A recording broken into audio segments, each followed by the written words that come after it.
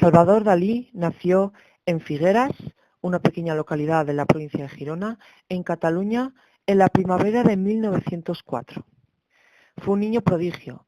A los 12 años descubrió el estilo de los impresionistas franceses y a los 14 ya había conocido y se había enamorado del arte de Picasso.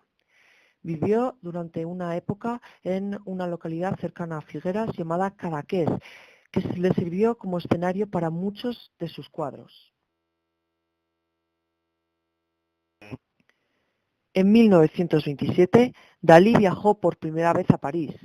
Allí se relacionó con Pablo Picasso y Joan Miró, y con la ayuda de este último se unió al grupo surrealista que lideraba el poeta André Breton. Poco después, Dalí conoció a la que sería su musa y compañera durante toda su vida, Gala, entonces todavía esposa de otro surrealista, el poeta Paul Éluard. Poco después, el pintor declaró románticamente: «Amo a Gala más que a mi madre, más que a mi padre, más que a Picasso y más incluso que al dinero». Dalí apoyaba a los franquistas y a Hitler también. No obstante, Gala y él huyeron de España en 1936 y viajaron por Europa e Italia. En 1940 tuvieron que abandonar Europa debido al comienzo de la Segunda Guerra Mundial. Dalí nunca quiso regresar a España y no lo hizo hasta bien pasada la Guerra Civil Española. A pesar de que a muchos anarquistas amigos suyos los habían asesinado durante la guerra, Dalí en ningún momento pensó en volver a España. Esto era un ejemplo de la ligereza de su espíritu y de su frivolidad. En vez de eso, Dalí estudió el Renacimiento durante la guerra. El cuadro Jirafas ardiendo, de Dalí, muestra cómo la guerra afectó al pintor. Esta guerra, especialmente la Guerra Civil Española, afectó a su obra, aunque de un modo distinto que a otros artistas de su época. Dalí pintó varios cuadros, entre los cuales se encontraba este, relatando la guerra, pero él consideraba este conflicto bélico como un fenómeno de historia natural, mientras que artistas como Picasso lo consideraban un verdadero fenómeno político. La guerra no cambió el curso de las ideas de Dalí ni su ascensión, únicamente se incrustaba en él cada vez con más violencia. Todo el horror frente a toda revolución. Él solo quería seguir siendo Dalí y no quería pronunciarse en cuanto a sus ideologías políticas. Este cuadro está considerado como el Guernica de Dalí. Está totalmente cargado de simbolismos. Encontramos, en primer lugar, a una mujer con cajones que tiene la piel desgarrada, los músculos expuestos y a la que no le queda facción alguna que permita distinguir su rostro. Se trata de una pesadilla, de desamparo. Los cajones abiertos de esta mujer remiten al subconsciente del ser humano. La segunda mujer avanza con el brazo derecho en alto, enseñando un trozo de carne, producto del caos y de la capacidad del hombre para matar y destruir.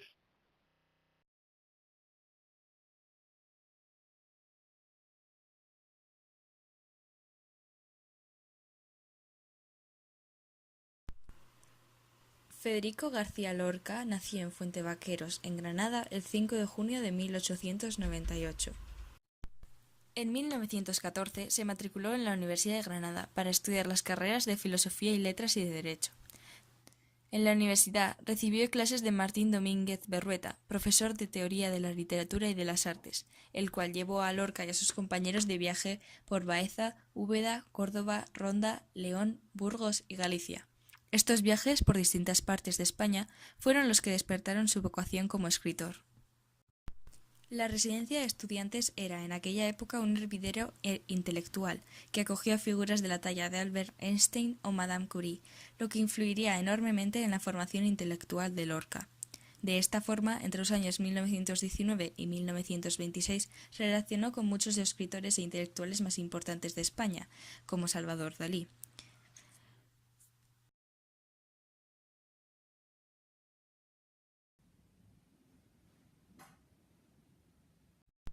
El romancero gitano es una obra poética de Federico García Lorca, publicada en 1928.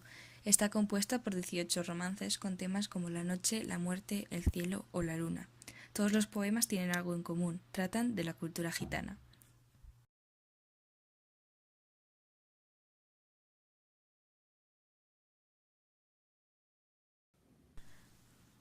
A Lorca lo mataron por revolucionario, criticó lo patriarcal, reconoció el valor de la cultura musulmana en la península ibérica.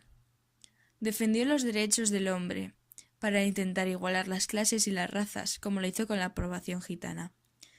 Criticó el capitalismo y la burguesía más inútil, e intentó igualar la homosexualidad y heterosexualidad. Lo mataron por denunciar a todos y cada uno de los elementos de la ultraderecha española, en favor de una sociedad más ilustrada, que solo a veces coincidía con los principios del comunismo y del socialismo. Cuando Lorca fue detenido, lo acusaron de 3 delitos: ser espía de los rusos y estar en contacto con ellos por radio, haber sido secretario de Fernando de los Ríos y ser homosexual. Federico García Lorca animó a Dalí a introducirse en la poesía, y lo mismo hizo Dalí con Federico en la pintura.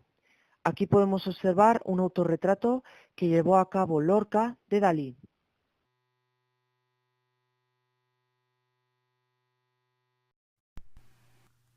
En 1925 viajó a Cadaqués para pasar la Semana Santa en casa de su amigo Salvador Dalí.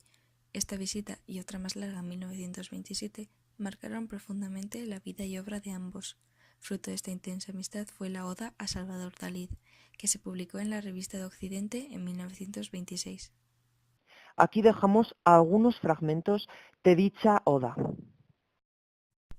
El término Generación del 27 parte de la fecha de diciembre de 1927, cuando se reúnen varios poetas españoles en Sevilla, en un acto organizado por la Sociedad Económica de Amigos del País para conmemorar los 300 años de la muerte de Luis de Góngora.